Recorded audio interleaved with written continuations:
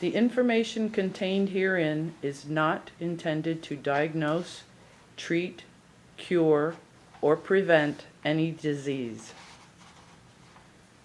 Oi, listen up, because I don't want to have to smack anybody in the mouth for not paying attention.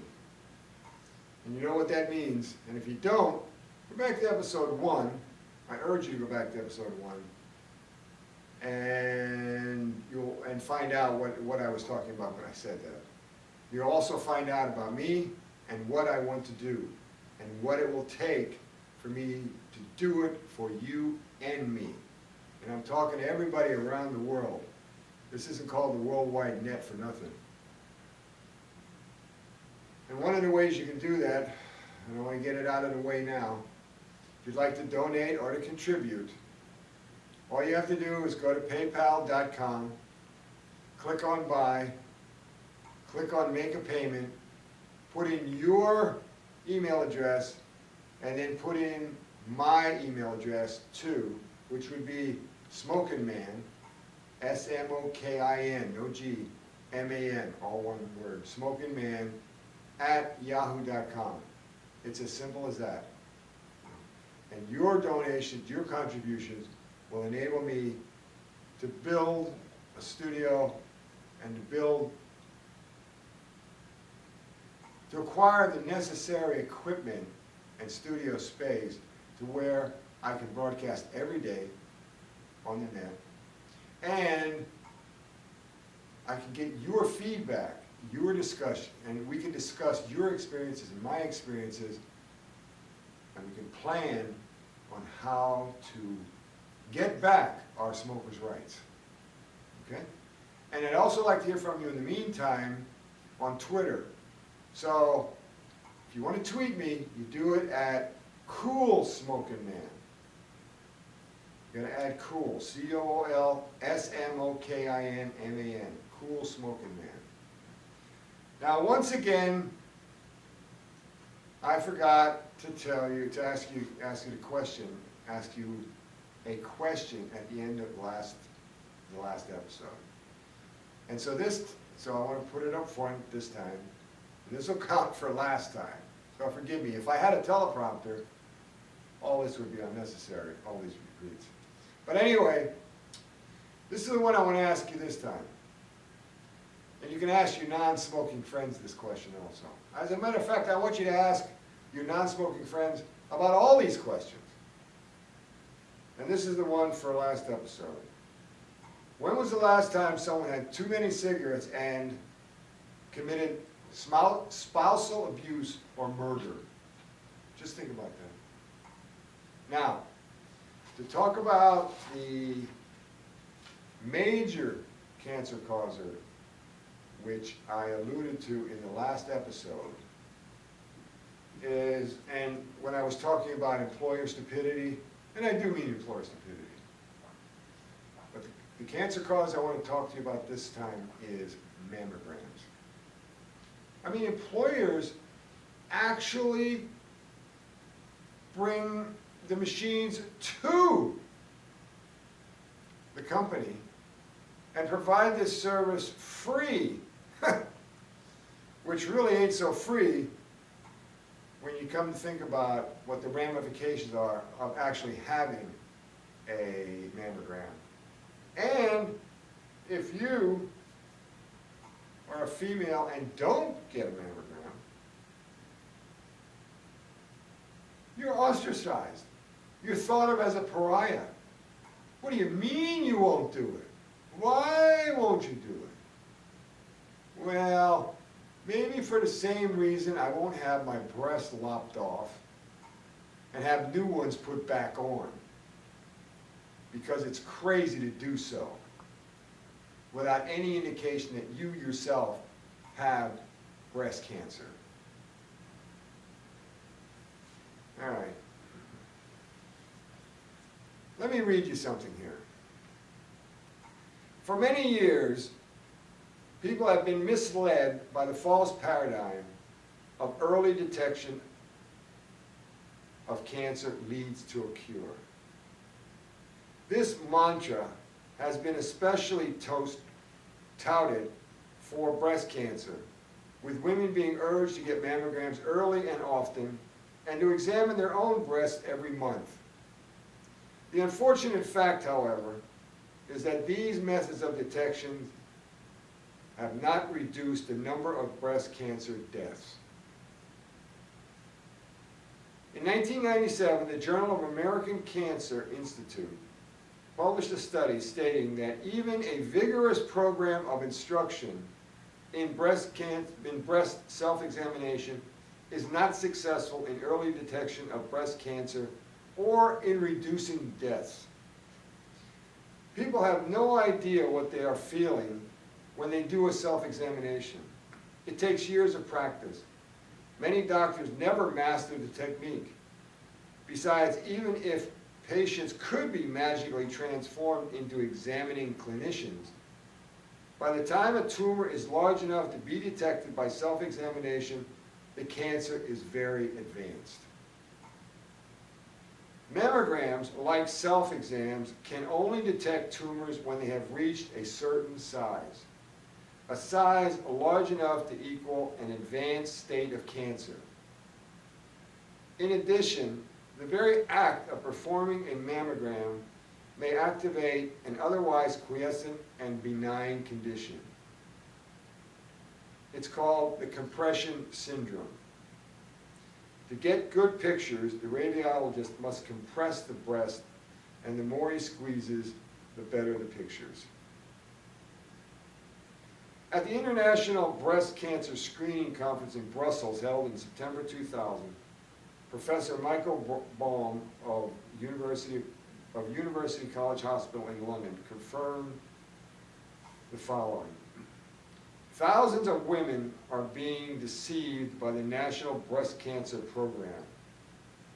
And what I mean by the National Breast Cancer, that includes all this walk for cancer.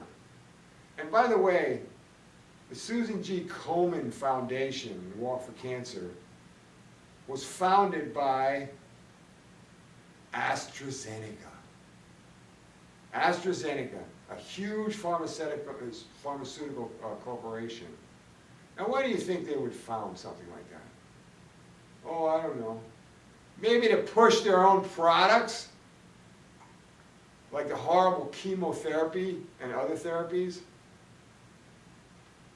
But women, every year, they're marching for cancer, spending all this money, raising all this money from donations to cure cancer. Well, it's been something like 30 years, and there still isn't a cure for cancer. And the way they're going about it, there won't be. And besides that, most of the money they raise is used to promote the next walk for cancer. So now all that money is not going into cancer research. All right, but getting back to this. So thousands of women are being deceived by the National Breast Cancer Program because they are led to believe that early detection of cancer will save their breasts. This is not true. Up to half of all women with early breast cancer are having mastectomies that might later prove to be unnecessary, said. In the last 30 years or so, there have been 1.3 million unnecessary surgeries for women due to false positive reports with regard to mammograms. And annually, there's about 70,000 unnecessary surgeries performed. The problem with the mammograms comes with so-called ductal carcinomas, small, localized, very confined lesions that usually require no therapy. They can be closely monitored with no risk to the patient, and they may never have to be treated. Yet women are misled and panic into unnecessary mastectomies. Now, there are a few ways here that you can detect these tumors without these horrific mammograms. And one of the ways is our bodies contain certain levels of substance called anti-malignant antibody, or AMA. When cancer is present in the body, levels of AMA are elevated to nearly 100% of cases.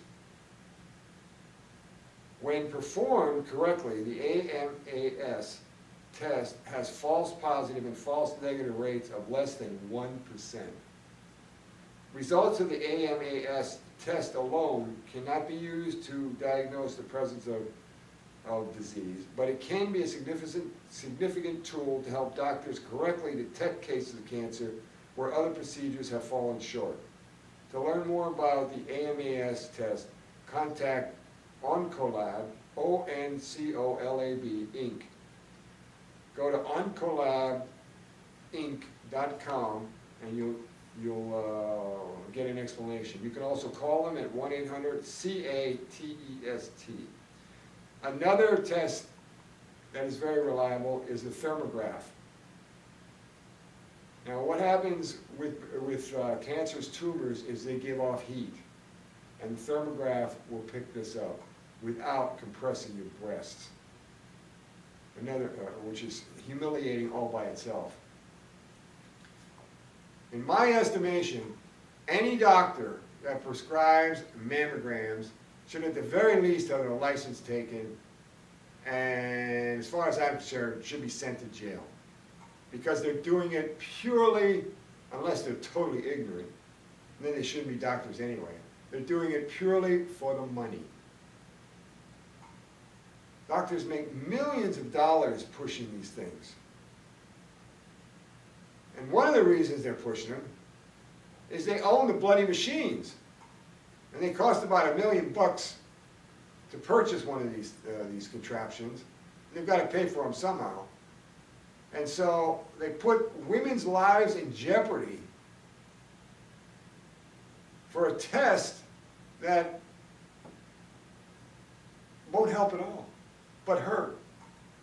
I mean, depending on the density of a woman's breast, you will receive the equivalent of between 400 and 1,000 X-rays just at one shot of radiation, X-ray radiation, 400 to 1,000. And every year you have a mammogram taken, you increase your risk of getting it by 10%. So at the end of 10 years, you're almost guaranteed that you're going to get breast cancer from something that some doctor, some greedy bastard, I must say, is pushing on you to undertake. It's just a mass conspiracy by these cancer drives, TV commercials, and, as I said, unscrupulous doctors.